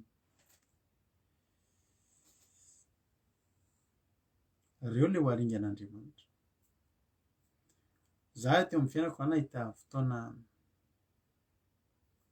nomen'Andriamanitra fotoana nahafahana nifanerasera tamin'ny olona maro teo amin'ny asa fanompoana. Fa za rehefa nafa maromaro koa ny olona hitako namelidaka an'Andriamanitra. Tena namelidaka eny ambavafoni'Andriamanitra. Nefa dia tena niainga tany amin'ny tsy nisy, niainga tany amin'ny tsy nisy. Ary malahelo Andriamanitra amin'ireny. Ianao io ho tahian'Andriamanitra ny ianao. Ary efa eo andalam-panovana ny fiainanao Andriamanitra. Ry afaka malalaka. Raha izay hitanao zao tena mafy mafy ny fiainanay taloha. Tao anatin'izany olana siady efa nitenenanao tany amin'ny 14 taona lasa ho 15 taona amin'ny volana marsa nanomboka ny vavahanay tahaka izao. Tena nandalo olana mafy izany fiainana. Nitotototo tena hoe tao anatina tena hoe teny amin'ny tany maizina sy tany foana bepierina, teny amin'ny tany feno aizina, maizina sy feno rahona. Ary tena hoe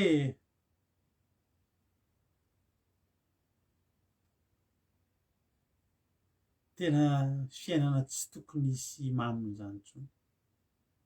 Raha tsy izany ve moa ry havana ho anareo izay mbola tsy nahalala, raha tsy izany ve moa ry havana zangy hoe efa in-telo isaky namono tena, efa tena vonona tena resy lahatra ny hamono tena tamin'izany.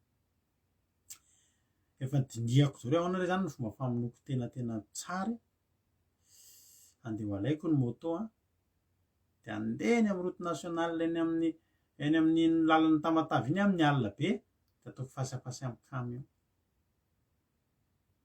Dia hoy zaho nefa le moto mbola afaka tokony mbola midiny neny ihany dia mba ho anazy mianaka tamin'izany ny zanakay mbola ray.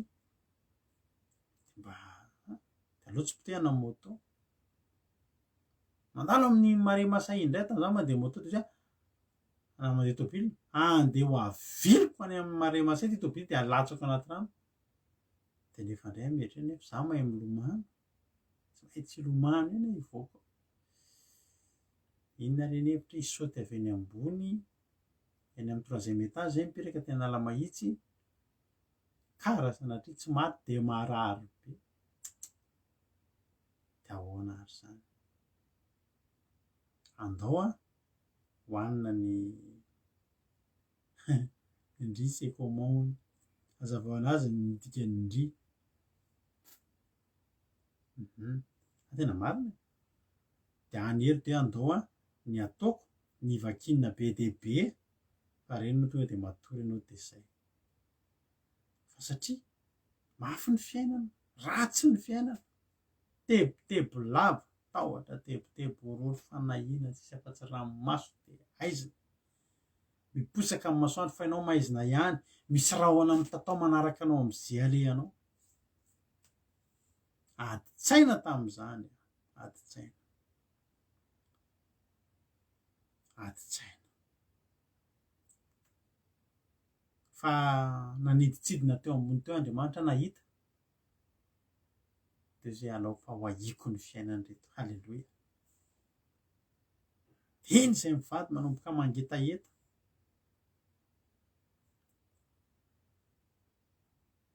Réveillon 2006 c'est andro. Tena hoe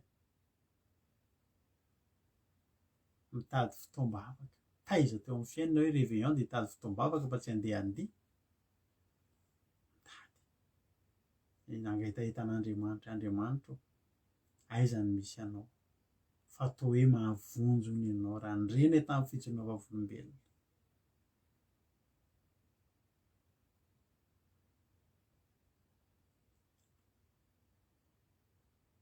Fa hitan'Andriamanitra ny etaeta.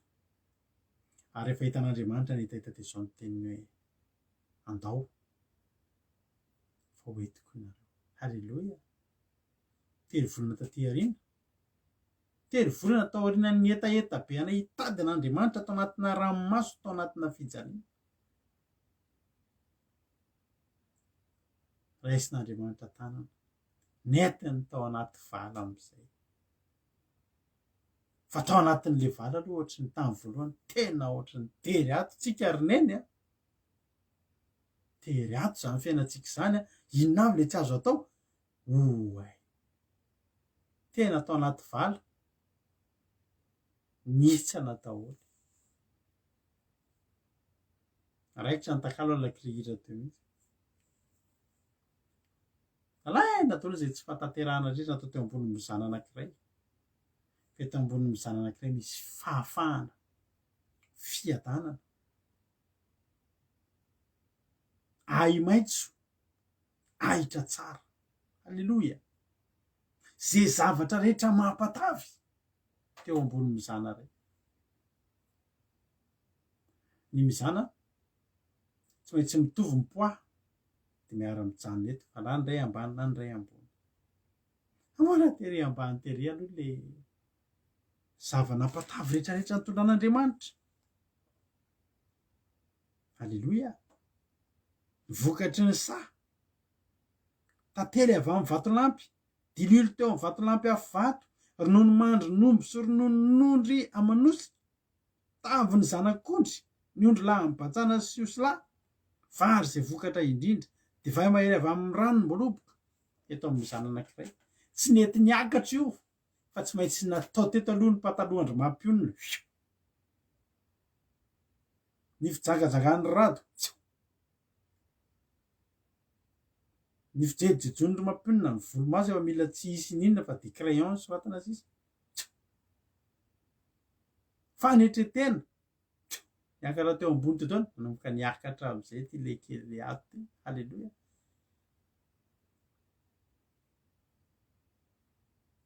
Ny zavatra rehetrarehetra zay tsy avy amin'Andriamanitra, ny fireharehana niakatra teo amin'le vato, teo amin'le mizana iray, nanomboka amin'ny balance.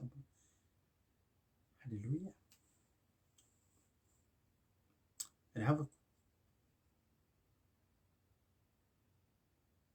nanomboka letika le anankiray a, le tsy sitrapon'Andriamanitra. Fa maromaro ihany nampiakarina teo a.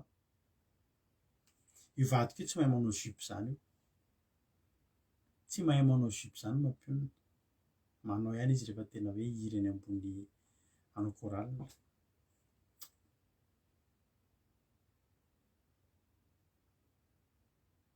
Toetra ratsy ny anay mivady nampiakarina teo daholo. Teto a, teto amin'ny mizana anankiray, ireo rehetrarehetra voalazan'ny Deutéronomia faharoa amby telopolo manomboka amin'ny andininy fahatelo ambin'ny folo sy ny fahaefatra ambin'ny folo. dia ny zavatra mampatavy rehetrarehetra, mampatavy ny ara-panahy, mampatavy ny ara-nofo eo ambony lela am'izana ray, fa teto tsy maintsy ny fenoana an'ireo tsy fahatanterahana rehetrarehetra, fireharehana, fanambonitena, fiatsaram-belatsia, fo ratsy, rehetrarehetra. Ny ny zava-pisotro mahamamo, ny hirana zao tontolo zao, reny rehetrarehetra reny, ny ainga am'izay ny anankiray. Fa tena voninahitra an'Andriamanitra, tena tenenina anao fa natavezin'Andriamanitra zay, natavezina. Halleloia, natavezina. Mampiono io taloha, salasalany kely zay izy io taloha, kely tsy mety mihinan-kanina izy io taloha ry havana, rehefa mba miaraky zay dia mba miara mandeha mihinana pizza, ny azy felany ray dia vita, tsy mety mihinan-kanina mihitsy. Entina restaurant fa tena ekônômika tsara mihitsy izy taloha, tsy nety mihinan-kanina fa izy kely tam'izany raha avy ny fotoana mbo izarako anao sary mampiana tam'izany vao zany, abakôta kely zay izy, fa mafatifaty kely izy. Halleloia, fa amin'ny lafiny rehetra mihitsy tena nahavatana. Za zao teneniko anao, za taloha tsy mbola nihoatra ny 7 kilao zany hatramin'izay, fa le fitahian'Andriamanitra mihitsy nge ravina no mampatavy. Mahatsiaro ianao hoe miana, za zao eto manana mahafantatra olona anankiray zay, tena tsaroako foana zay anabaviko zay, nasehony anazy sariny taloha, taona volana maromaro taona vitsivitsy, sy ny sariny am'izao. Tia sisy pasitera ny sariko taloha dia tia am'izao fa tena variana hoe Jesosy mampatavy ianao. Tsy hoe matavy lasa poids lourd be daholo tsika, fa matavy ny fitahiana, misy fitahian'Andriamanitra eny amintsika. Ary zay tanjon'Andriamanitra eo amintsika, hanana fiainana na endrika ivelany na ny ao anaty dia misy hatavezana. Ho fokisako zava-matavy ny fanahy-ampisorona, dia ho fokisako sakafo ny oloko Jehovah. Halleloia. Zany hoe io zavatra tenenina io dia endrika fivelarana, endrika fitahiana, endrika fahasoavana eo amin'ny fiainantsika. Ary tanjon'Andriamanitra eo amin'ny fiainanao dia anao hiala amin'io fiainana mahikely io, mahikely daholo ny fiainanao rehetrarehetra.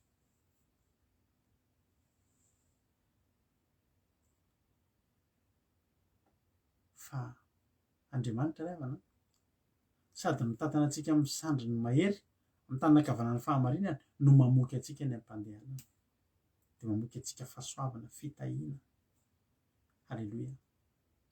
Andriamanitra tsy mandeha, tsy zatra mandeha irery zany, fa taka ny hitahiana ny fanahinao koa ny hanambinana ny ara-nofonao. Fa zao ry havana, zay ny tanjon'Andriamanitra, ny hampatavy ny zanak'izay, ny hampatavy any Jesirona. Tsy olana, tsy alahelo-n'Andriamanitra mahita ny Jesirona matavy, fa ny probleman'Andriamanitra ilay tao aorianany, ny hanatavy Jesirona ka namely taka. Be dia be ny olona tafavoaka anatin'ny olona, tafavoaka anatin'ny ady, dia mamely taka an'Andriamanitra. Ary daka io seho amin'ny endriny maro be dia be io. Ary mahatonga an'Andriamanitra miteny any amin'ilay Ezekiela teo manao hoe ny matavy sy ny matanjaka dia ho aringako, ary rehefa avy aringako dia andrasako amin'ny fitsarana, ary ilay fitsarana io ny ampatsiahivako aminy, taiza izy taloha, taiza ny fiainany taloha tamin'ny mbola tsy nisy ahy, ary taiza ny fiainany rehefa niaraka tamiko, ary inona no mba nataony ahy, inona no nataonao an'Andriamanitra. Za rehefa namalala ny tena mba faniriako dia zao,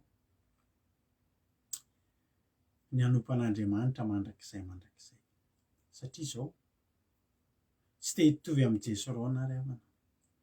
Tena matahotra ry havana nanan'Andriamanitra alahelo tamin'ny zavatra izay nataony teo amin'ny fiainako. Ny zanak'i Israely dia izao ny zavatra nataony.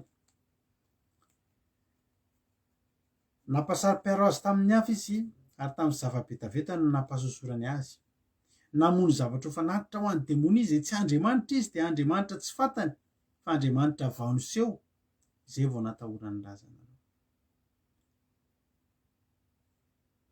Vatolampy izay niteraka anao dia tsy tsaroanao ary adinao Andriamanitra izay nahary anao.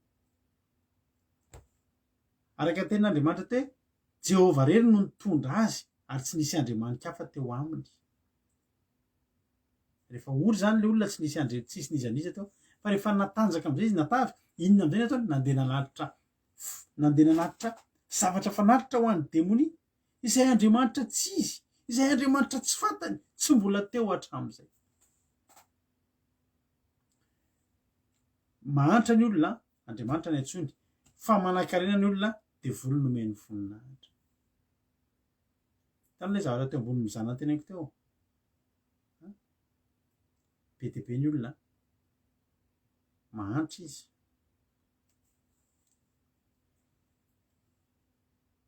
tsy manana afa-tsy Andriamanitra, fa manan-karena izy mahita be dia be ankoatran'Andriamanitra amin'izay.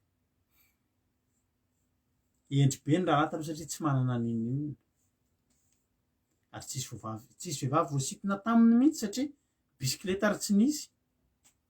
Mba mijerijery olona ihany fa jeren'ny olona fotsiny koa. Na aloha mitady ozy ny vehivavy na bisikileta ary aloha zaka mandeha tongotra. Tahian'Andriamanitra amin'izay manomboka nentina atao efa mba misy tômôbilina amin'izay e. Dia efa mba manomboka jerijerendrika alavavy amin'izay dia lasa amin'izay. Inona ny endriky ilay famelena zanadaka, le endriky ny namele zanadakan'Andriamanitra? Fitsangatsangana. Talorana bavy tsy nanana ny mbola tao anaty fahasahiranana dia misy an'ilay jupe lava ireny mantsy tsisy mpividy. Raha neny be ozy izy ny olona. Le jupe lava ireny tsisy mpividy dia ireny eny amin'ny fripy mora. Sady diso avy loha mety marina izay teniko sady diso. Ny jupe lava tsisy mpividy dia amidy mora ireny dia takatry ny volan'ny olona mbola vao mitady an'Andriamanitra satria mbola sahirana. Hitan'ny masoko izany ry havana. Fa rehefa tonga ny fitahiana afaka mandeha mividy ny lamaody amin'izay ny ranabavy dia tonga ny fotoana anaovany ohatry ny olona rehetrarehetra amin'izay. Ary be dia be ny olona manao akanjo mitory fahamasinana izy satria mbola tsy manana fotsiny izy vola andeha hividanana ilay lamaody ilay mitanjatanjaka izay mitondra fakam-panao an'ny olona. Fa zao ny anton'iny dia tsy fananany vola fa tsy fitiavana an'Andriamanitra kosa. Zao ry havana. Andriamanitra te hahitantsika hoe iza ny tena tiana azy. Manahoana ianao rehefa matavy anananao zao ny vola na lamaody ohatriny azonao vidiana fa mahasarika anao ve reny? Sa hozy izy ianao hoe Andriamanitra ty le tsy mety taminao, ty le nitiavanao anahy tsy tian'izy ty ka zao aho efa matavy fa mbola tsy tiako ihany izy ty. Alleloia. Io vola resaka vola io ry havana dia fandrika be ho an'ny olona reny. Zay dia mananatra olona foana matetika hoe aza dia tia vola loatra ry havana. Aza dia tia vola loatra. Fa io vola io mahazaka mavita manodina na ny sainao, manodina ny zavatra rehetra eo aminao ary mahatonga anao io herin'ny vola io mahatonga ny olona melodaka an'Andriamanitra. Za te teny aminao androany manao hoe tsy Jesoroana ianao. Halleloia. Jesoroana tena nitenen'Andriamanitra ny amin'ny Ezekela 4:3-5 teo fa ny matanjaka sy ny matavy dia ho haringana. Mba hafetsifetsy ry havana, mba hainao hoe zany hoe sady matanjaka sy matavy ianao fa tsy haringana. Dia be dia be ny olona tsy mahay manaroatra ny toerana izay fametrahan'Andriamanitra azy.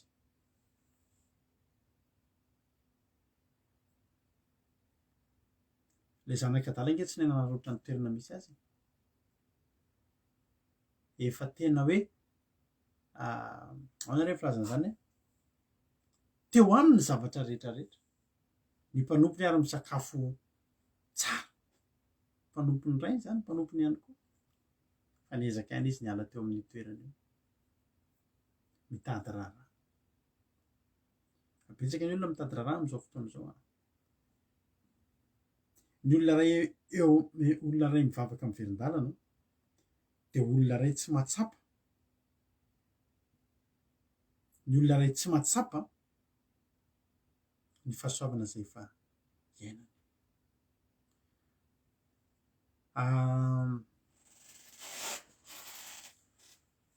Androany za teteny aminareo manao hoe ianareo rehefa manomboka tahian'Andriamanitra rehetrarehetra izao, tazomy io toerana io. Tazomy, azo atao ny mitazona an'io. Tianao ve ny aina maharitra an'io? Tazomy ny fifandraisanao amin'Andriamanitra. Aza takalo, aza midy tsony. Za rehefa mieritreritra fotsiny hoe za Jesosy raha andota zany zao dia hiverina amin'ilay fiainako taloha ve za Jesosy?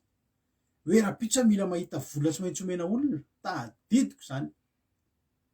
Amin'ny 2 maraina ahako vao mandeha mody. Amin'ny 2 maraina tsy avy nanao fiambenana fa avy nivarotra tômôbila. Tsy maintsy amidy tômôbilinao io androany satria rahampitso tsy maintsy amindroa volan'olona. Dia tsy afaka mandeha matory mikipy ny masonao raha tsy malafo an'io ianao tamin'izany. Amin'ny 2 maraina vao aterin'olona any an-trano, tahotra amin'ny hoe ohatry ny ahoana sao isy anendaka amin'ity volo ity, volo iny efa volo omena olona rahampitso. Mafy ke zany revana. Tsisy fiadanam-po ianao, tsisy filaminan-tsaina. Tonga hatrany ianao amin'ny 2 maraina. Tsisy tsony hoe ny sakafo tsy hitanao tsony fa reraka. Tsy maintsy ny 1 maraina koa ny maraina andeha hanatitra volan'olona dia andeha hiasa. Fa ilay volan'olona iny vao tolotra maneno indray ny telefônina ho amin'ny volan'olona hafa. Zany ny fiainana. Zany satria bokany trosa. Ahoana ry havana ny iverenako amin'izany? Tsy te hiverina amin'izany intsony. Za tsy hamelin-daka an'Andriamanitra. Za koa tsy ho haringa an'Andriamanitra satria zahako na matanjaka na matavy n'inona toerana nasian'Andriamanitra dia ny azo foana ny any teniko hoe za Jesosy ampy anahy ny fiainako taloha. Mety amiko ny toerana omenao ahy. Mety aminao ve ny toerana hitondran'Andriamanitra anao io? Mety aminao ve io fiainana omen'Andriamanitra anao io? Toa misy olana any ianao fa toa mivaha. Jereo ny fiainanao me tsara, me mivoatra nge ny fiainanao. Halleloja. Androany teteny aminao manao hoe araroto ry havana, tsy ny olona rehetra no miaina ohatra anao io. Za aloha tsy avelako votsotro hoe. Za tena teneniko anao mihitsy fa tsy avelako votsotro ary tsy etsehako hitovitra hoe hamelin-daka an'Andriamanitra. N'inona hatavezana omen'Andriamanitra eo amin'ny fiainako? N'inona fitahiana omen'Andriamanitra eo amin'ny fiainako? Za tsy hiverina amin'izany fiainana manjenijeny any an-tany efitra izany intsony. Tsy te hiverina anatin'ny lalana feno haizina sy rahona izany intsony aho. Mety amiko izao. Saotra soa meva tena efa lasa izany fa tantara izany, tsy te hiverina amin'izany intsony aho. Misy aminareo mbola miaina anatin'izany. Dao anatin'Andriamanitra, hain'Andriamanitra atao io. Ary tsika izay efa tahian'Andriamanitra amin'izao fotoana izao. Tianao ve nijanona eo amin'ny toerana io? Matavy sy matanjaka ianao fa tsy haringana. Fa matavy sy matanjaka ianao hiakatra. Halleloja. Azo atao nge zany. Ny olona nge ravana zao foana ny fahadiso-kevitry ny olona. Ny olona mieritreritra hoe tsy afaka miaraka hoe sady manana ny ampy ianao no manompo an'Andriamanitra. Satria rehefa manana ny ampy ianao dia tsy maintsy andeha hitalatala, andeha hanao zavatra rehetrarehetra, tsy maintsy hiala amin'Andriamanitra. Dia efa reraka ianao mba aiza no misy anao ry Jesosy, mandrano mitady. Tsy maintsy izay ve ilay izy? Ianao io mandimandina tsara, tahin'Andriamanitra tsara. Halleloia, ianao io nge ohatr'izao ny ahatongavan'i Jesosy ny fiainao, tsy ianao ve sambatra fa manino tsika ny andeha tady, tsy maintsy tady amelikakana de mianjera de miandry fitsarana de potehan'Andriamanitra de tsy ry havana. Za aloha ampy anany taloha, ampy mety amiko akaikin'Andriamanitra am'izao, mety amiko, ianao no tsy fantatro. Raha androany anao vao mety manomboka hiditra am'zany tontolon'ny fihavanana mba mampangitahitanao zany zavatra teneniko zany a, de mety efa aminao ny ten'Andriamanitra androany le 140 no notoriany fity teo hoe ny very ho tediaviko, hitady anao ny Andriamanitra raha very ianao, raha voaraoka ianao a apody anao Andriamanitra, ary raha folaka ianao a de ho amaran'Andriamanitra ianao, zany hoe tena ho banden'Andriamanitra, ho tsaboin'Andriamanitra ianao, ataony tafatsangana ndray, ary raha malemy ianao am'izao fotoana zao de ho atanjahany. Rehefa matavy sy matanjaka ianao, mitohiza am'ty an'Andriamanitra, mitohiza am'ty an'Andriamanitra fa tsy ho aringana ianao a, ary tsy andrasana eny amin'ny fitsarana ianao. Misy zavatra tsara noho izany ampiarahana, hoe ny zavatra fihinanao zavatra fihinan'ny mpanjaka, nefa ianao a kajikajian'Andriamanitra, ataony takany anak'Andriamasina, tsy avelany misy mikitika, nefa koa ianao mbola ho any an-danitra. Tianao Jesosy, ary Jesosy tonga teo ambony hazo fijaliana, tonga teo ambony tanam-bokovoko Jesosy mba hanome anao an'izany fiainana matavy, fiainana olon'afaka, ahi maitso, ahitra tsara no fihinanao, vary tena vokatra be, tsy le vary feno voan'ahi-dratsy feno vato reny, tsy reny, tsy ry kase zany ny anao fa tena ry basmati, tsy tena ry de luxe, tena satria tanjon'Andriamanitra izy zany, sitrapon'Andriamanitra ny hita amin'ny fiainantsika tsirairay avy.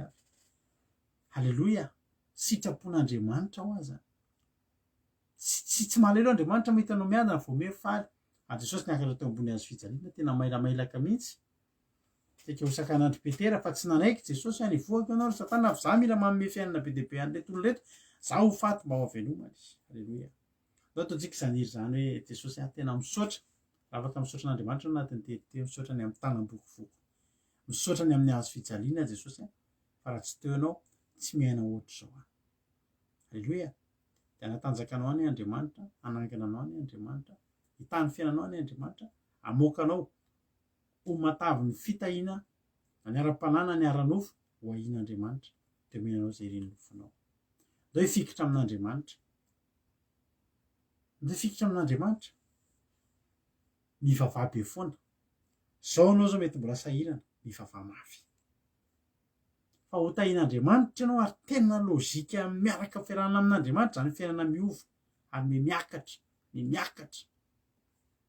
Fa ampitomboiko, ataovy miakatra, ny fitiavanao an'Andriamanitra. Tadinao le resaka mizana anteneniko teo, inona aby ny zavatra mbola tianao tokony ataonao eto amin'le mizana eto aloha mba hampiakatra an'io, fa saovan'Andriamanitra io ho ambony am'izay. Ary io daholo manomboka androany ny fiafonafonana, ny fiavona vonana, ny fitondran-tena ratsy, ny tsy fahamasinana, ny fitenenana ratsy, ny fieboebony isan-karazany oera tsy de mitondra makaiza rehetrarehetra ireny, ny fahalotom-po, ataovy eo ambony mizana ray, asolo eo daholo. Nareo ranabavy, tianareo ve ny ainan'izany fahavokisam-panahy? Esory daholo amin'izay reny fijerojejony reny. Reny zipo fokelinareo, patalohanareo, reny zavatra rehetra tsy mitondra anareo fahamasinana akaikin'Andriamanitra, de lao daholo reny. Manamasina ny tenanareo. Fa raha pitso tahak'izao de mazava mahakaiky amin'ny fiainanareo Andriamanitra. Voninahitra n'Andriamanitra iray ihany tianao Jesosy mahay reza daholo isika tsirairay avy. Saotra antsika naharitra aneno hivavaka tsika ao aorian'ny teny.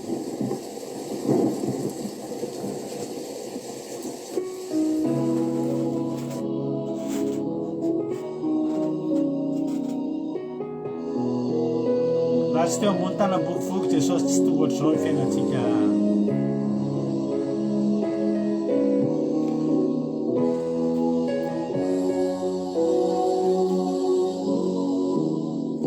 Move it from the top.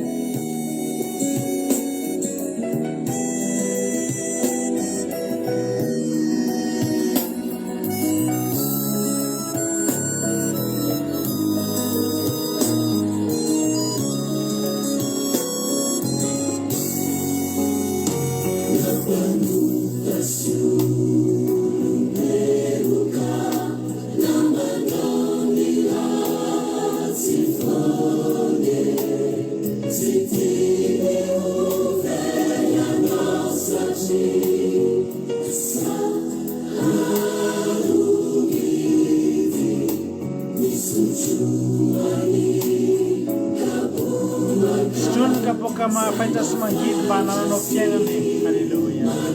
Azomena taky izy fa tsy mendrika azy zany. Naponino ianao raha matavy ianao aza nomeny taka fa tsy mendrika an' Jesosy zany.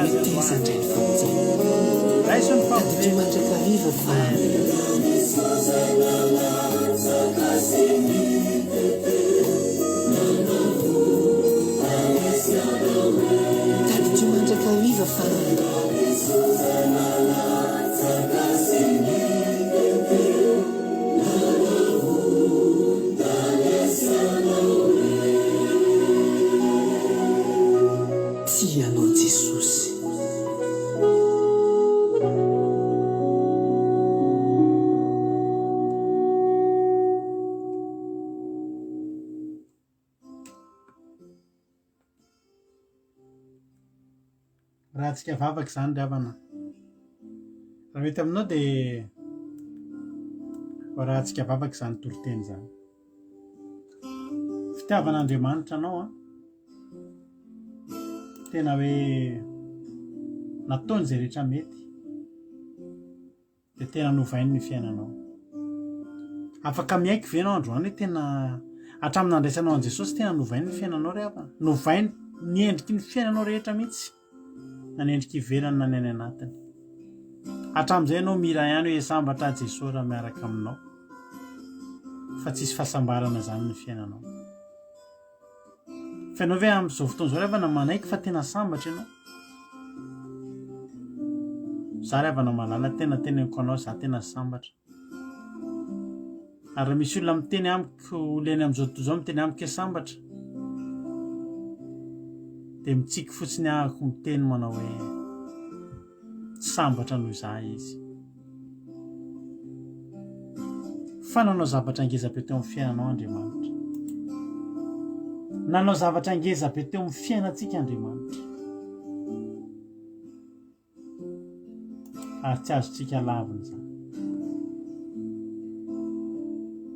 Ry havana, fa tena tsy mendrika azy raha tahaka nomentsika azy. Tsy haiko izay omenao tsy haiko izay zavatra omenao an'Andriamanitra. Fa ny ary havana dia ny haiko mihitsy nomeko azy.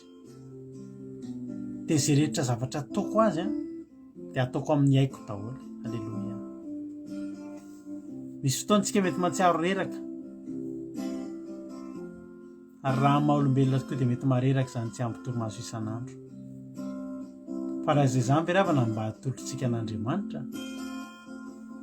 Andriamanitra nge ry havana nanatavy atsika. Andriamanitra nge ry havana tena nikarakara ny fiainantsika.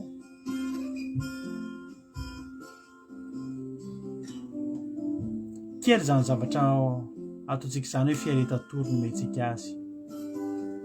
Asa fanompoana. Tsy ngeza be ry havana ny zavatra ataontsika amin'Andriamanitra raha miala amin'ny ratsy fanaontsika hoe mahafoy ny ratsy fotsiny. tsisy dikany zany raha mihoatra amin'ny zavatra efa nataony. Raha natsapy ianao fangeza ny zavatra nataon'Andriamanitra taminao dia tsisy dikany aminao ny mamoy an'ireo zavatra neritreretinao fangeza taloha. Ahoana ny iverenantsika andeha hiverina hijaly, hiady amin'ny fiainana nefa nataon'i Jesosy nahita fiainana.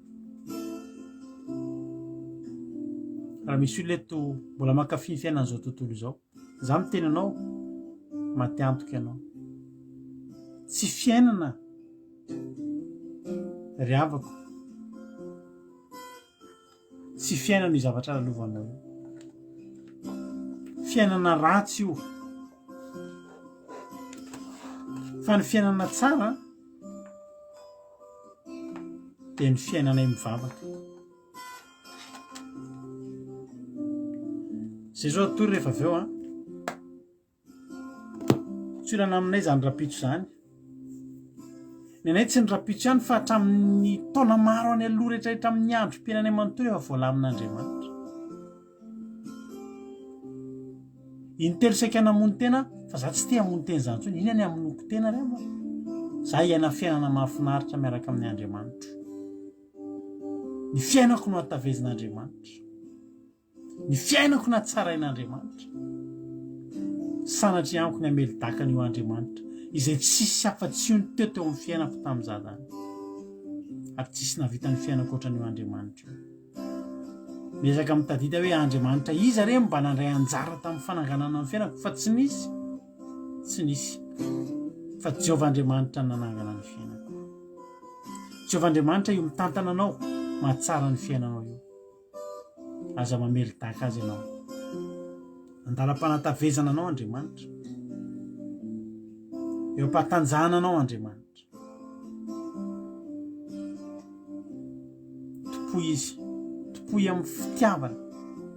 Topoy amin'ny fonao rehetra. Topoy amin'ny fanetretena. Topoy amin'ny fifaliana. Halleluja. Fa Andriamanitra mendrika an'izany izy ry havako malala. Andriamanitra mendrika an'izany. Mivavakantsika amin'izao fotoana izao. Misaotra Jesosy misaotra anao Jesosy amin'ny zavatra rehetra izay nataonao tamin'ity androany ity. Misaotra ny amin'ny teninao Andriamanitra satria namakivaky taolana, namakivaky ny nofinay ny teninao tamin'ity androany ity. Ny angatahako aminao Andriamanitra dia ny mba hahatonga ny fiainan'ireto olona ireto ho tonga any amin'ny fahatsarana ihany koa. Tena mitsodrano izay rehetra olona tonga eto amin'ity androany ity mba hifindramonina ny fiainany Andriamanitra, hifindramonina any amin'ny fahavokarana any amin'ny tany mahafinaritra, fa ampy izay ny tany ngazana sy ny tany maina. Andriamanitra dia hanomboka hikarakara ny azy ahitra tsara any amin'ny tany mahafinaritra ianao Jehovah Andriamanitra. Meo azy ny ronono sy ny tantely, ny ranom-boaloboka tsara karazana Andriamanitra, ny vary vokatra indrindra meo azy. Hampianatra azy fiainana matavy ianao Andriamanitra, fa tsy hampianatra azy hameli-daka mandrakizay.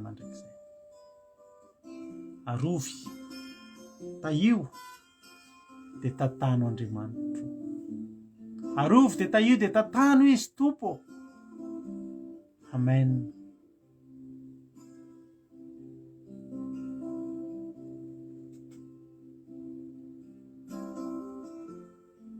Dia mbola hitoy haniditsidina eo amboninay foana, eo ambonin'ny fiainanay ianao Andriamanitra. Indray dia efa misy ondry matavy maromaro reto Jehovah Andriamanitra, fa izay mbola hifikitra eo aminao foana, izay mbola hitapify eo aminao foana. Ary reny fitahiana ataonao reny Andriamanitra dia vomereny hampitombo ny fitiavana ianao, vomereny hampandroso anay. Halleluja. Hampandroso anay bebe kokoa amin'ny ara-panahy. Raha misy olona eto maniry izy mba ho tahian'Andriamanitra dia izao tenenina hoe za Andriamanitra raha tahininao ahako dia vao mety tombo ny fitiavako anao. Izany ry havana voadiny mivady tamin'izay voanompo an'Andriamanitra Jesosy ho avy ny fotoana Mavoaka anao zao fiainana izao fa hanompo anao mandrakizay. Halleloia. Io fiainanao io a hanao voady amin'Andriamanitra. Za Jesosy, za Jesosy, zao fiainako zao raha zao no tafavoaka, hanompoko anao zao. Tena iaina amina ho atavezin'Andriamanitra io fiainanao io, fa horeno sahady ny voadinao hoe za Jesosy ahita matavy eniky ny fitahiana, hanompo anao be dia be. Aiza ry havana dia olona mahantra daholo ry havana nandeha olona hivavaka. Teneny hoe mba hahita-panan-karena ianao Jesosy hivavaka aminao, hitondra ny olona hivavaka aminao. Metoky Andriamanitra fa tsy ho jesorona hamelodaka azy ianao. Fa Andriamanitra metoky anao androany fa tsy handringana ny matanjaka sy ny matavy izy, raha matanjaka sy matavy dia azy. Ndao hanandrana fiainana matavy ry havana, fa misy fitahiana ao amin'Andriamanitra, misy fahasoavana ao amin'Andriamanitra. Mihoatra noho izay nieritreretintsika Jesosy tahio reto olona reto, tahio ny tsirairay avy, ataovy manandrana an'izany fiainana entinao, izany fiainana tena pahiratinao zany Andriamanitra. Ampamirapiratao amin'ny voninahitra ao Jehovah'Andriamanitra. Misaotra ray eo. Betsaka ny tsy voalazako teny efa matoky aho fa fanahinao masina hampianatra ny tsirairay avy, hitianao, hanompo anao ary hakatoanao. Misaotra ny amin'ny fiainana be dia be izay efa nomenao sy mbola omenao. Misaotra Jesosy. Izay tsy voalazako ianao mahalala ny mahasoa ary dia anao mihoatra lavitra noho izay maneritreretina sy takatry ny sainaina ianao Jehovah'Andriamanitra. Misaotra ray eo. Dia volisin'ny Satana faritra amranao tsy afaka hitsaingo anaty litera ray tamin'izay nafafy teto androany. Fa ny vona fafy androany rehetra dia hamoavy zato eny am-pon'ny olona tsirairay avy. Misaotra Jesosy. Halleluia. Amen. Hivavaka amin'ny firenena ranabavintsika Erika amin'izao fotoana izao a. Tao hivavaka amin'ny firenena ry ranabavy Erika, tahiny Jesosy. Tahiny Jesosy pastera dia tahiny Jesosy tsika rehetra. Dia mbola hiara hivavaka indray ary tsika amaranantsika ny fotoana sy ho an'ny firenena. Ry Andriamanitra iray tsara indrindra mbola misaotra sy mitera ary mankalaza ny anaranao indray izay amin'ity ality. Misaotra noho ny fitantananao anay tsirairay avy, mbola nafahanay indray mihaino ny hafatrao, mihaino ny teninao Andriamanitra. Mankasitraka satria mamy loatra aminay izany teninao izany Andriamanitra. Fa androany ianao dia mbola nampianatra anay indray, nanity anay indray, nitantana anay indray ianao Jesosy malala nitavy-dalana anay.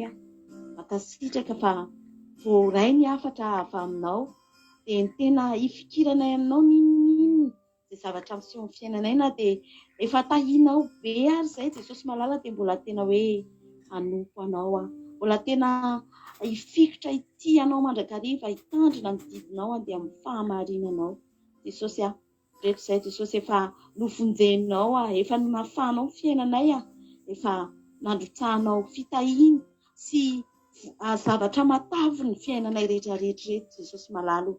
Ka dia androany izay Jesosy dia mbola mivoady eto anatrihanao, ny hanompo anao, ny tianao, ny hanome voninahitra ny anaranao ary mbola tena hifikotra amin'ny fanomponanao Andriamanitra satria efa novonjenao izay tsirairay avy reto, efa notahinao ny fiainanay ka tsy hanao tahaky ny Israely izay hoe voky dia hiala aminao, fa tena hoe na dia vokisanao zavatsoa izay Jesosy malala dia mbola hanompo anao hatrany izany Jesosy mivoadinay tsirairay avy reto.